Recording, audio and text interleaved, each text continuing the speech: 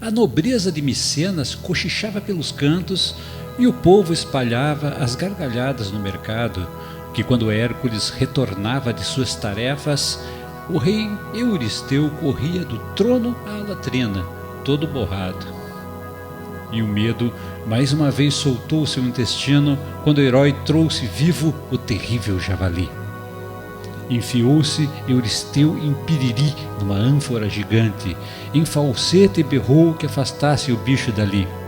Hera, sentindo lá das alturas o cheiro nauseabundo que emanava de seu lamentável campeão, como deusa que era, fez daquela porcaria adubo para nutrir a sua mais nova inspiração. Criou um trabalho diferente de todos os demais, um desafio não de coragem, mas com quádrupla função, humilhante, ridículo, perigoso e impossível, daqueles que não apenas mata, mas joga a alma no chão. Hermes, o mensageiro, transmite a Euristeu que Hércules deveria, em apenas um dia, limpar o estrume das famosas cavalariças de Áugeas, rei de toda a Élida, que havia feito de sua depressão um deletério perfume.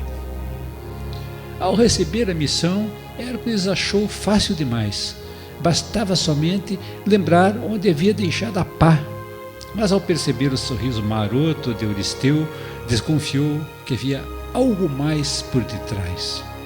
Hércules sabia que Áugeas não era um canastrão como Euristeu.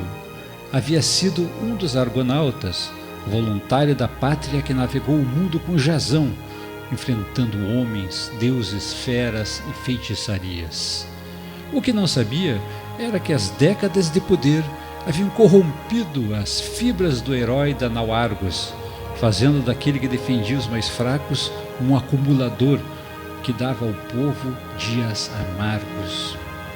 Mais que justiça, o reino e a própria família, Áugeas amava os magníficos corcéis imortais, que recebeu do Olimpo por ter encarado perigos terríveis, sem vacilar, sem fugir da briga jamais.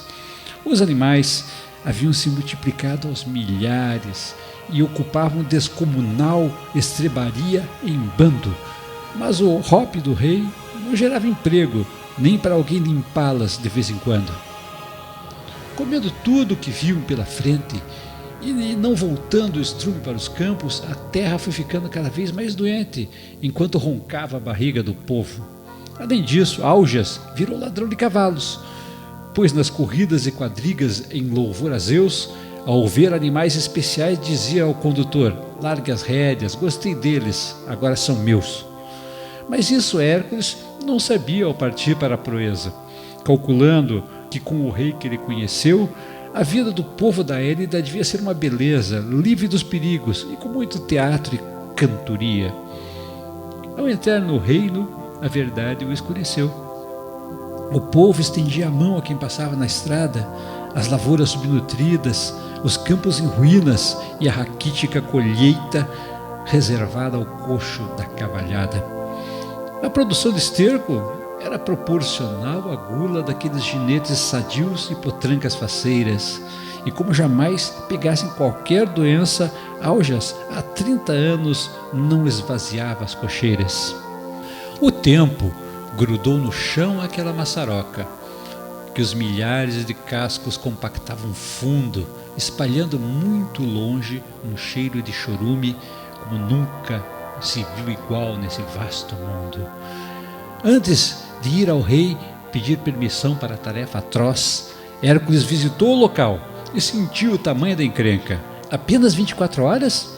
Era tarefa para gerações de heróis trabalhando em ritmo de pirâmides do Egito.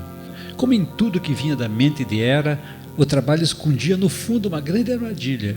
Assim que perfurasse aquele esterco sedimentado, libertaria toneladas de gás venenoso e explosivo. Prudente, Hércules estudou a área das cavalariças, calculando tudo com seus olhos de teodolito. Assuntou um pouco, rabiscando com a faca na areia, até que levantou dizendo: aí é bonito. Então, enquanto caminhava para o Palácio Real, veio-lhe uma ideia de jerico na cachola, talvez causada pelo gás venoso ou de muito dar ouvidos à baixa curriola.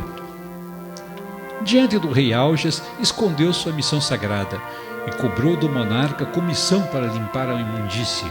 10% de toda a tropa e nenhum alazão a menos, pediu Hércules, mergulhado na própria sandice. Augeas fez ouvidos de mercador e aceitou de pronto, pois se Hércules falhasse, estaria bem morto, e se por um aborto da natureza triunfasse, não lhe pagaria coisa nenhuma de qualquer jeito. Como Augeas, afamado sovina, não regateou, o santo de Hércules ficou desconfiado e pediu para o nobre príncipe Fileu fiar o acordo com o fio do seu bigode. Para uma suja tarefa, um acordo espúrio, pois Hércules estava ali a mando de Euristeu, lavando a consciência, recuperando a honra para ganhar a imortalidade em nome de Zeus. Sem sentir que a titica lhe havia feito a cabeça e cobiçando 2 prêmios, Hércules pegou no pesado. Sabia que os rios Alfeu e Peneu passavam a jusante, 3 metros acima do nível do excremento empedrado. Com sua clava, abriu uma formidável comporta e, relembrando o que aprendera de cálculo e tabuada com o centauro Quiron, lançou os rios ao dique vigarista, tal qual uma criança brincando de churrada. Feito isso, correu ligeiro ao curral gigante para espantar os corcéis daquele lugar nojento. E diante da beleza dos que habitavam as baias, o olho cresceu ao lembrar dos seus 10%. Voltou ao monte, rompeu a represa e a torrente desceu, limpando cocheira por cocheira. Após essa descarga, recolocou os rios em curso com a facilidade que fecha uma torneira. O povo foi chegando, admirado com a cena.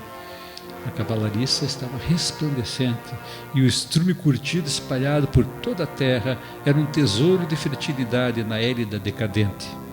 Mas Hércules não parou para os cumprimentos. Foi direto ao palácio do rei fazer o acerto.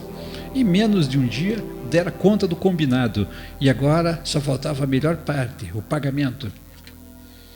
Augeas esperava felicíssimo com as novidades. Ainda mais depois que um fofoqueiro chamado Lepreu justificou sua intenção de não cumprir o prometido ao revelar que o trabalho já estava na conta de Euristeu. Recebeu Hércules com um sorriso até a orelha e disse: nobre Hércules, como paga de serviço tão perfeito, escolha entre os meus preferidos um corcel de sela e volte com ele a Micenas prestar contas ao seu rei. Hércules segurou a fúria e respondeu de bate-pronto: aceita a oferta. E é montado na sela desse cavalo que levarei comigo 10% da sua manada, conforme acertamos solenemente nesta mesma sala. Augeas perdeu o fôlego de tanto dar risada e disse que não lembrava de ter feito tal acordo e que aquilo só poderia ser efeito do chorume, que na mente de Hércules despertou o olho gordo. Foi quando Fileu, o filho do rei, pediu a palavra e declarou ser testemunha e fiador do tratado. Augeas, irado, disse que a jura não era válida, pois por aquela tarefa Euristeu já havia pago. Hércules se despediu, jurando um dia vir pegar na marra aquilo que era seu. Augeas, contente, se preparou para a guerra, não sem antes exilar o honesto filho Fileu. Ao voltar com os aliados tebanos, Argivos e Árcades, Hércules viu que Augeas era osso duro. A coragem do ex-argonauta não tinha limites e as batalhas eram o seu amor mais puro. Hércules só venceu essa guerra pela traição, rompendo uma trégua em honra a Poseidon para esmagar com um exército em fúria os soldados desarmados em pacata procissão. O heróico cobrador tomou Elis e, sem zum-zum-zum, entregou o governo e prisioneiros intactos a Fileu. Deu os cavalos aos aliados e não aceitou nenhum, por já haver recuperado a sã consciência. Augeas caiu do cavalo, mas morreu de velho. Fileu virou o maior rei e acabou com a miséria. E Hércules, olhando as plantações cobrindo as colinas, viu que não recebe por fora quem quer a vida eterna.